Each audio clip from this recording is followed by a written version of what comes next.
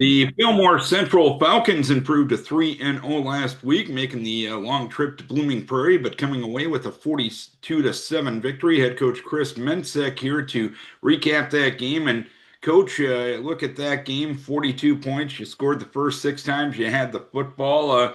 You only had to run 38 plays to have over 400 yards of offense, and you only reached third down five times. Not too bad of a night. Yeah, no, I think we were very efficient on offense. Like you said, we scored the first six possessions we had the ball. Andy Todd and our offense was clicking for sure.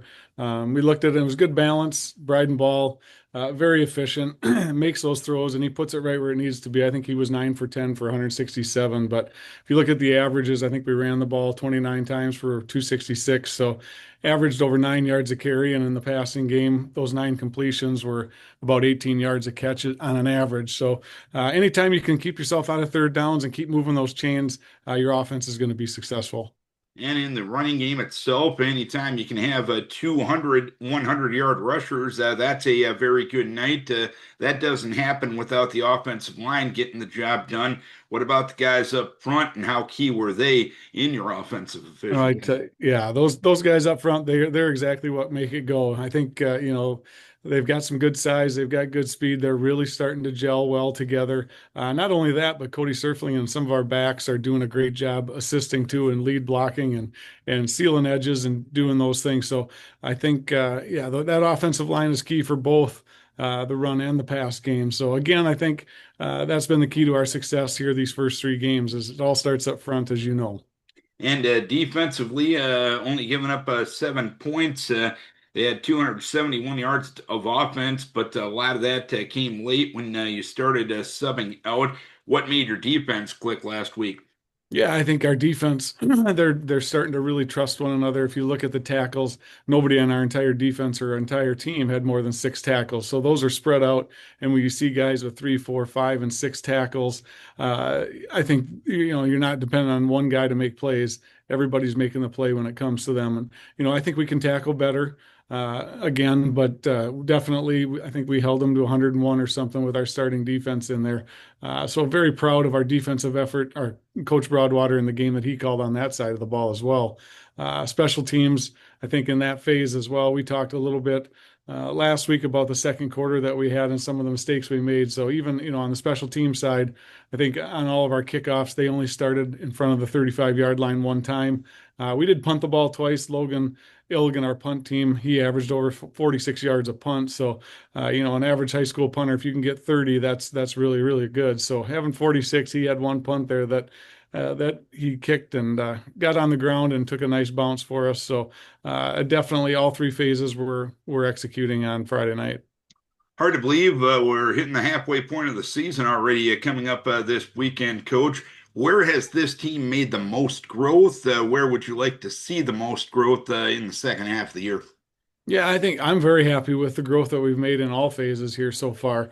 We talked a little bit about our offensive line and a couple of those youthful guys that have their first year. I really feel that they're understanding not only that, but there's a couple of guys right behind them that are getting some reps at coming in.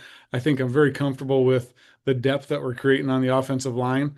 I think that I like the way Bryden Ball is spreading the ball around. We got three, four, five guys that are catching the ball.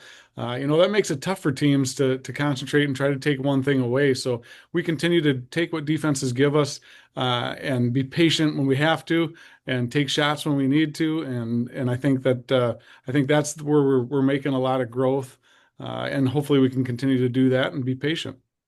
And this week, it's a Saturday game. How does that affect the week of practice?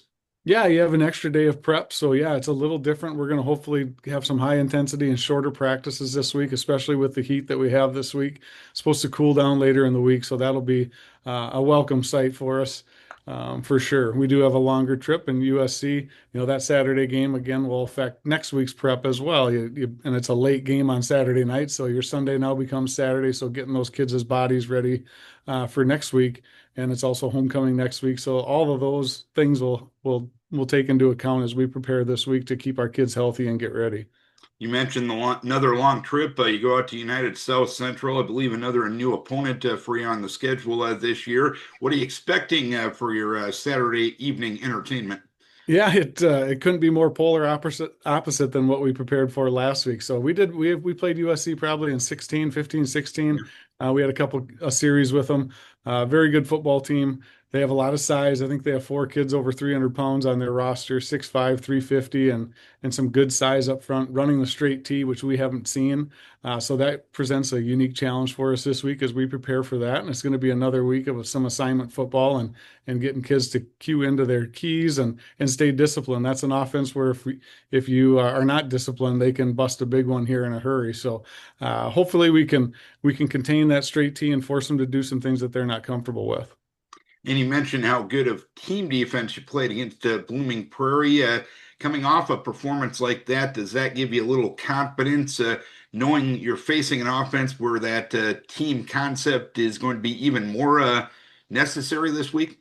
Yeah, for sure. Our kids were locked in film session yesterday, and we talked a little bit about maybe our process and what we need to look like this week defensively with a different front and different things that we might have to do to contain that. So our kids are all on board and ready and have put in some film already. So we're excited to get in preparation mode. All right, here's hoping we can talk about a 4-0 Falcon team next week and Saturday night finds you successful, coach. Keep your kids healthy. We wish you best of luck. Thanks, Darren. Appreciate it. Chris Mensink, head coach of the Fillmore Central Falcons. It's a Saturday night affair against United South Central this week.